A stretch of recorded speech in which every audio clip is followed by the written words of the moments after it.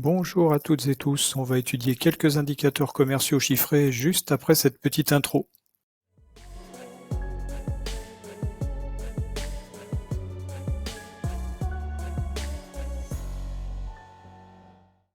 Alors, voilà les formules de calcul que l'on va utiliser dans cet exercice.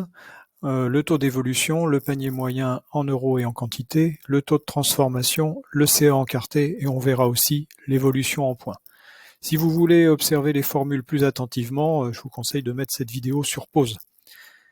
Alors, le thème de l'exercice est le suivant. On est dans un contexte professionnel qui se déroule dans un magasin qui veut étudier le mois d'octobre de cette année, qu'on appellera l'année N, et le comparer avec le mois d'octobre de l'année dernière, qu'on appellera N-1, à l'aide d'indicateurs commerciaux chiffrés.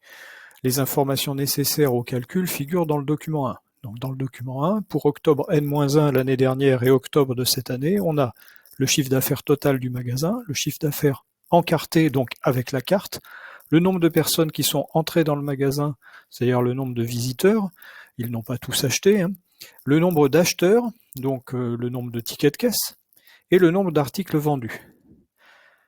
On nous dit que la responsable de l'enseigne du magasin souhaite également comparer ses résultats avec les objectifs fixés par la direction régionale de l'enseigne. Donc la direction régionale a fixé des objectifs qui sont dans le document 2, on verra ça dans l'analyse. Donc cet exercice va se faire en deux parties. Tout d'abord, il va falloir calculer les indicateurs commerciaux. Et ensuite, dans une deuxième partie, il faudra les analyser. Alors on va déjà voir la première partie. Donc voilà l'annexe qu'il va falloir compléter. Donc on a à trouver le chiffre d'affaires et son taux d'évolution, le panier moyen en euros et en articles et le taux d'évolution, le taux de transformation, le taux de C encarté et l'évolution. Et on arrondit les résultats à deux chiffres après la virgule. On va trouver les informations chiffrées ici pour faire les calculs, sachant que le document 2, c'est uniquement pour la deuxième partie, pour l'analyse. Alors on y va. Le chiffre d'affaires, là c'est très simple, il y a juste à le recopier, il est ici. Donc, hop.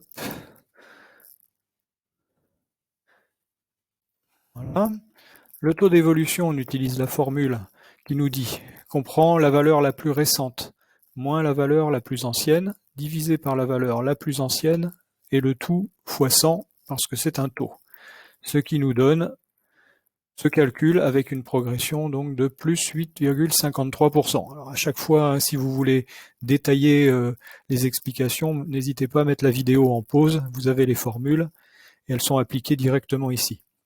Le panier moyen en euros, c'est le chiffre d'affaires divisé par le nombre d'acheteurs, ou encore le nombre de tickets de caisse. Donc ici, ça nous donne 22,47, c'est-à-dire que chaque client dépense en moyenne 22,47 €. Ça, c'est pour octobre N-1. On fait pareil avec les chiffres de l'année N. Et pour le taux d'évolution, on prend la même formule qu'au-dessus, là, mais avec cette fois-ci les chiffres du panier moyen. Un taux d'évolution, on peut le calculer pour n'importe quelle valeur qui évolue, que ce soit un chiffre d'affaires, un panier moyen en euros ou en articles, la formule de calcul est toujours la même. Pour le panier moyen en articles, on prend le nombre d'articles vendus, on divise par le nombre d'acheteurs et ça nous donne 3,50, c'est-à-dire qu'en moyenne, chaque client achète entre 3 et 4 produits à chaque passage en caisse. On fait le même calcul pour l'année N et on calcule le taux d'évolution, toujours pareil avec la formule du taux d'évolution qu'on a vu précédemment. Alors, le taux de transformation, qu'est-ce qu'il traduit? Il traduit que le fait que des personnes qui sont entrées dans le magasin, des visiteurs, se sont transformées en acheteurs, sont passées en caisse. Plus le pourcentage est fort, plus le nombre de gens qui sont entrés dans le magasin deviennent acheteurs. Alors, taux de transformation, il nous faut donc ces deux chiffres-là. On divise le nombre d'acheteurs par le nombre de personnes entrées dans le magasin et on multiplie par 100 parce que c'est un pourcentage. Donc ici, on trouve que 20% des personnes qui sont entrées dans le magasin ont acheté quelque chose. On fait pareil pour octobre N, et on voit qu'ici, on est passé de 20% l'année dernière à 25% cette année. Donc le magasin est en progression sur son taux de transformation. Et ici, comme on a déjà des pourcentages, on ne recalcule pas un taux d'évolution sur déjà des pourcentages. Quand on a déjà deux pourcentages à comparer, on fait juste une soustraction et on appelle ça une évolution en points de pourcentage. Donc ici, on fait 25, la valeur actuelle, moins la valeur ancienne, 20, et on trouve une évolution de plus 5 points. Donc on voit bien que le magasin a augmenté, on a bien un signe positif ici. Pour le taux de CA encarté, on va prendre le chiffre d'affaires encarté, c'est-à-dire les gens qui sont venus en caisse avec la carte de fidélité, on divise par le chiffre d'affaires total, et on fait x100, puisque c'est un taux. Ce qui nous donne ici 35%. Donc 35% des gens qui passent en caisse présentent leur carte de fidélité, payent avec la carte de fidélité. On fait pareil pour l'année N, et ici on trouve 30%.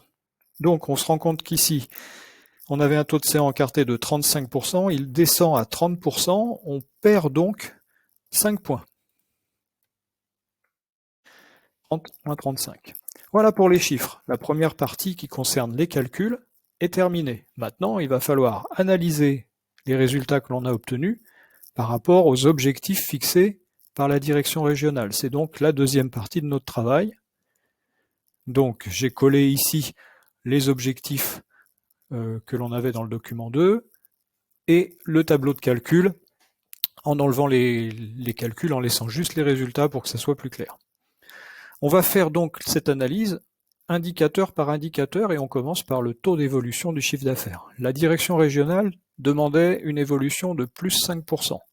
On regarde les chiffres, on a un taux d'évolution de plus 8,53%. On est donc au-dessus de l'objectif. C'est un bon résultat.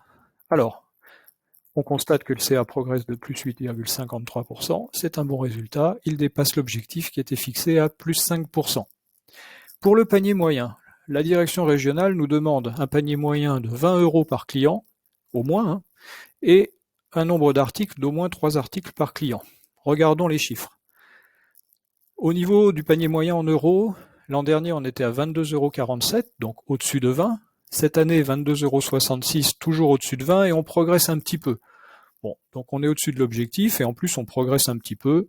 C'est un bon résultat. On constate que le panier moyen est de 22,66 €. C'est un bon résultat, supérieur à l'objectif de 20 € et en légère progression par rapport à l'an dernier, plus 0,85%. Concernant le panier moyen article, la direction régionale nous demande un panier moyen d'au moins 3 articles. L'an dernier, on était à un peu plus de 3 articles, 3,50. Là, on est toujours au-dessus de 3 articles, mais on diminue quand même, 3,19. Donc on perd moins 8,86%, mais on est toujours au-dessus de l'objectif. Donc on va le signaler. Le panier moyen en article est de 3,19. Ce résultat reste acceptable car il est supérieur à l'objectif, 3 articles, mais il diminue de moins 8,86% par rapport à l'an dernier. Le taux de transformation, on nous demande 25%. L'an dernier, on était à 20%, donc en dessous de l'objectif. Cette année, on est à 25%. Grâce à une progression de 5 points, on atteint l'objectif. C'est donc plutôt un bon résultat. On constate que le taux de transformation est de 25%. C'est un résultat correct qui correspond à l'objectif fixé et en progression de 5 points par rapport à l'an dernier. Et enfin, le taux de CA encarté. La direction régionale nous demande un taux de CA encarté de 32%. L'an dernier, on était à 35%, ce qui était au-dessus de l'objectif. Malheureusement, le magasin est en baisse, il est passé à 30%, donc en dessous de l'objectif de 32%, il a perdu 5 points. Donc c'est un peu décevant, on va le signaler. Donc on constate que le taux de CA encarté est de 30%, c'est un résultat décevant car cet indicateur perd 5 points par rapport à l'an dernier et passe en dessous de l'objectif qui était fixé à 32%. Voilà. Donc on a vu les différents indicateurs, on peut quand même faire une conclusion générale sur le mois d'octobre N par rapport à l'année dernière. Globalement, les indicateurs qui concernent les euros sont en hausse, on augmente le chiffre d'affaires et le panier moyen en euros, on est au-dessus de l'objectif, également en nombre d'articles, même si le taux d'évolution est un peu en baisse. Le taux de transformation augmente, il atteint l'objectif. Donc globalement, pour le moment, c'est plutôt bien. Le seul point négatif, c'est qu'on passe en dessous de l'objectif sur le taux de CA encarté, c'est-à-dire que on fidélise un peu moins nos clients. Il faudra faire attention à la fidélisation des clients. Donc on peut faire une phrase de conclusion pour résumer ce qu'on vient de dire. En conclusion, le mois d'octobre N est assez satisfaisant puisque 4 objectifs sur 5 sont atteints ou dépassés, mais il faut travailler la fidélisation des clients pour améliorer le taux de CA encarté. Voilà pour la partie calcul et la partie analyse. Donc l'exercice est terminé et je termine en vous remontrant donc les formules de calcul, ces formules qui nous ont permis de faire les différents calculs de l'annexe numéro 1 et ensuite donc les conclusions. Voilà, à bientôt.